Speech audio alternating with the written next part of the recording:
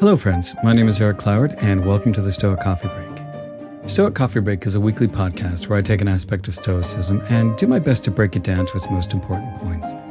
I share my experiences, both my successes and my failures, and hope that you can learn something and improve your life.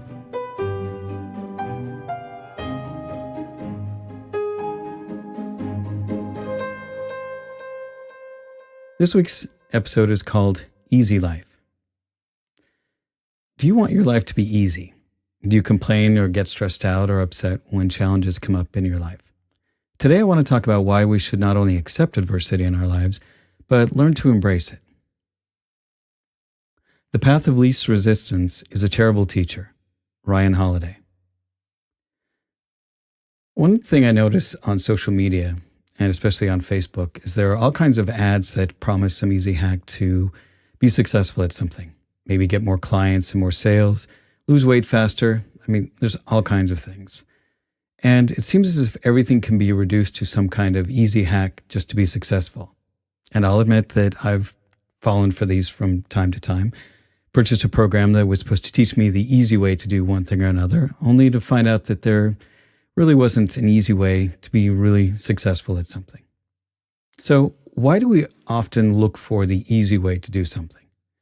Why are we so often taken in by promises of easy success? I think it's pretty obvious because working hard at something is, hard. But I want to posit a few ideas on this. While we think it would be great to just have easy success with something, what do we lose if we have easy success? I want you to consider the idea that if we have easy success at something, we might be cheating ourselves of some of the most important skills that we need. And think of it this way. Who are we most impressed by? The person that was simply given everything in their life, the ones that got their jobs or were admitted into schools, not because of their own merit, but because of their family connections or wealth? Or are we more impressed by those who came up against incredible obstacles and persevered? Which story is going to make a better movie that we'd actually want to watch? One should never wish for life to be easy. It is through adversity that we strengthen our skills, test our mettle, and know what we're capable of. Eric Cloward. So I've often talked about how I love cycling, and for several years I was obsessed with it. I would ride at least 3 times a week, logging in usually about 100 to 200 miles a week, and I found a lot of pleasure in tackling the big hills around my home. And it wasn't just that I knew that I would be stronger because of the work that I was putting in, it was because I really enjoyed climbing those hills. I loved feeling the burn in my legs and feeling how much strength was there as I pushed myself over the summit. Now, over the years, I've come up with excuses as to why I don't ride like that anymore. But I think it's really that I convinced myself that it was just too hard to do anymore. I felt discouraged because I've let myself go physically, and I know the amount of work it will take for me to get to that level again. But in doing all of that, I forgot the simple idea that I just don't have to be that good again. I just have to remember that I can love the process. I can enjoy the ride and savor the burn.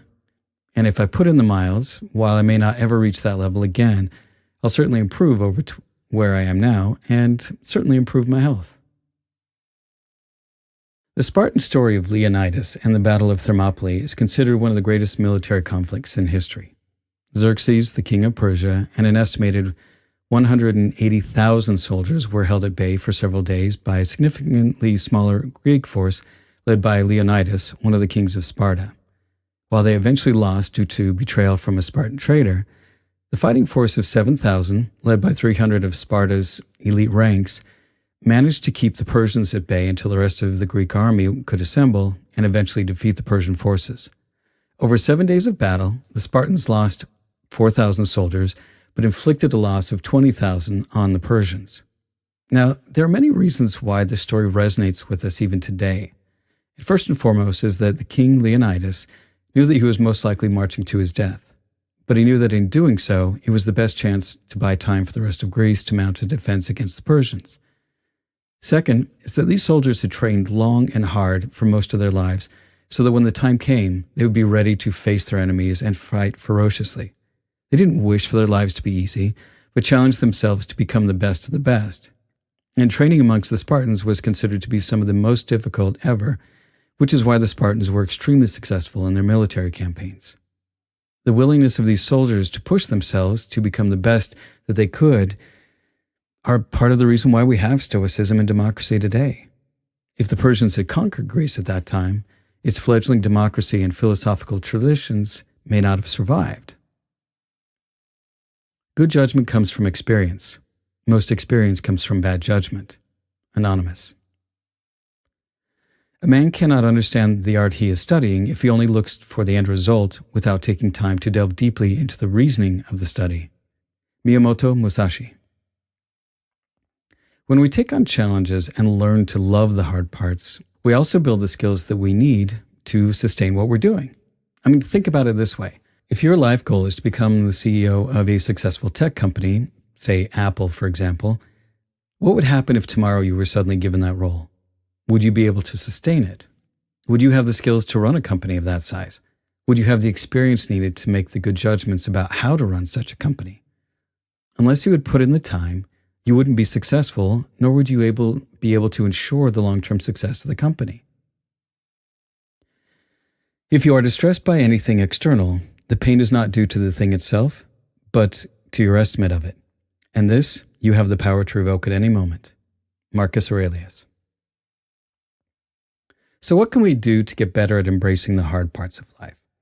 How can we change our mindset to love the burn? First and foremost is our perspective. If we look at the hard parts as something that is bad or to be avoided, then we'll never look forward to them, which will also make it more likely that we won't push through when things are boring or hard or painful. Another thing that is incredibly interesting about the human mind is that many of the same sensations that we have that we consider good or bad are simply based upon our perspective. For example, nervousness and excitement have the same physiological symptoms, yet we consider nervousness to be bad and excitement to be good. In the kink community, for example, there are people who find great pleasure in being flogged. And many people enjoy roller coasters or horror movies in which they feel both fear and excitement. And they've also shown in multiple studies that the pain and pleasure centers are located in the exact same place in the brain. And it is often simply that we think of one as being painful that makes it painful, and the other as being pleasurable, which makes it feel more pleasurable. Are there things that you normally avoid that you could find pleasure in? Rather than simply just tolerating them, can you find ways to actually love them? If you've ever seen a hardcore bodybuilder at the gym, you'll often see them push themselves to where they feel immense burning in their muscles, and yet they have the biggest grins on their faces as they push through that pain. Another way of looking at things is to see if you can find pleasure in mastering the boring or basic things. For example, if you're learning how to program a computer, rather than just racing through the practice code, can you take time to see if you can make the code more efficient or elegant? If you're working on becoming a writer, can you find a clearer or more interesting way to express an idea? It may seem difficult at first, but everything is difficult at first. Miyamoto Musashi. Another thing that trips us up is that we are often incredibly impatient. We want success and we want it now. And many of us will spend so much time in trying to find the shortcuts that it would have just been faster for us to have simply taken the necessary steps in the first place. And we can help override this feeling by finding ways to truly enjoy the journey and to love the process. We can get so focused on the end goal, though, that we oftentimes will miss the scenery and experiences along the way. We need to recognize that it's the journey that will turn us into the person that we'll be when we get to the end goal. We can also recognize that we're going to suck at whatever it is that we do that we want to get better at. And we can be okay with sucking at something and just enjoy watching ourselves go from sucking at something to getting better at it. So what are you working towards in your life right now that is hard for you? Is there something in it that scares you? Are there things you are trying to avoid that you know you need to do to get to where you want to go? Are there ways that you can change your perspective to find the pleasure and the excitement in it? The more you can embrace and love the sucky parts, the more you'll look forward to the challenges, and the more you'll learn to love the burn. And that's the end of this week's Stoic Coffee Break. Be good to yourself, be good to others, and thanks for listening.